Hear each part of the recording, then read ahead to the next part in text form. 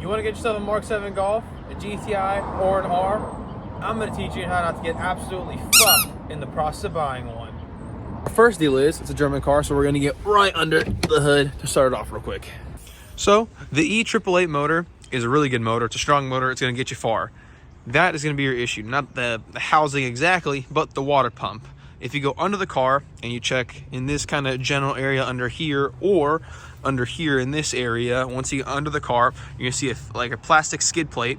Check kind of inside of that, and if you see, don't worry, I missed, I got to clean it up, but if you see this kind of residue going on down there, you know that it's leaking from most likely the water pump, or it could be a line or something going on. So you want to keep an eye on the level of your coolant constantly. Well, not constantly, but regular basis. Check your coolant and make sure that your water pump's not going out. There's a solid chance it will. These things have a recall, actually, that I think if it's 8 years or 9 years, or I think it's 8 years or 8 years or older from the date of, well, whenever it is now.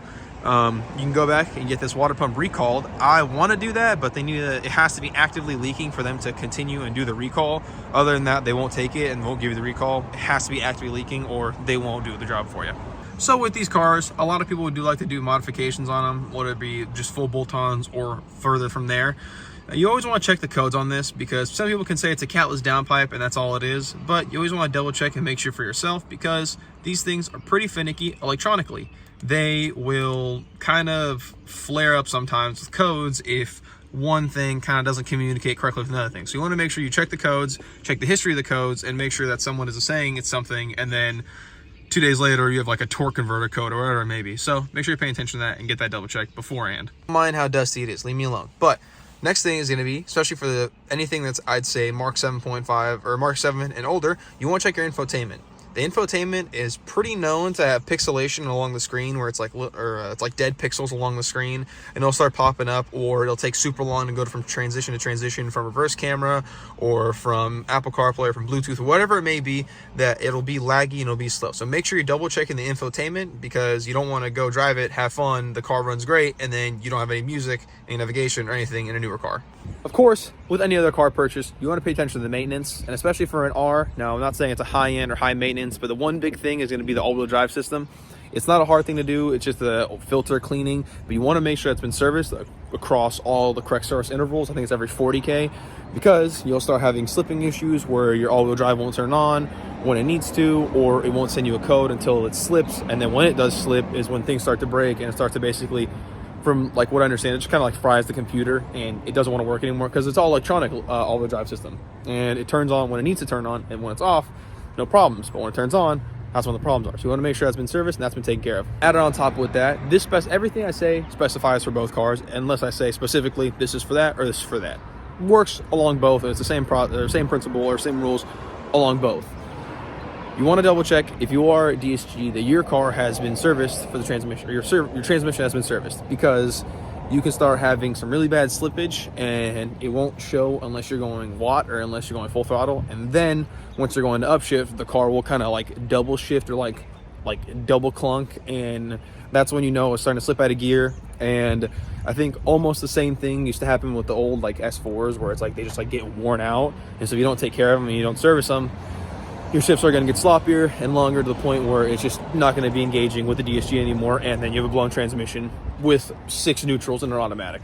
Works great. If you're getting a manual Mark 7, make sure you're checking with the owner or whatever it may be. Make sure the clutch is upgraded if it has power, or if it's not and you're planning to push power, make sure you upgrade the clutch.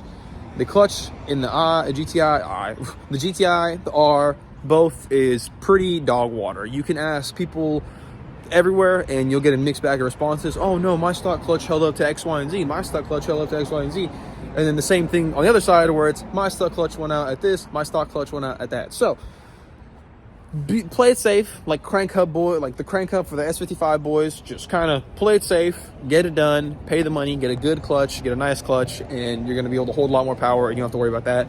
That's the only real like weak point that this car has, besides the water pump, honestly. I'm not the biggest paint guy, I'm going to be honest with you. If I like how the car looks, I like how the car looks. I'm getting better at taking care of my paint, but I'm just going to be honest here.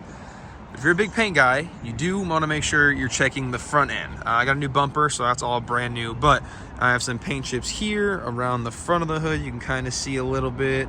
And then at the very top, I have 2 pretty bad up there. But the Mark 7 was known for having some less durable paint, I think, in the whole car, or mostly in the front area.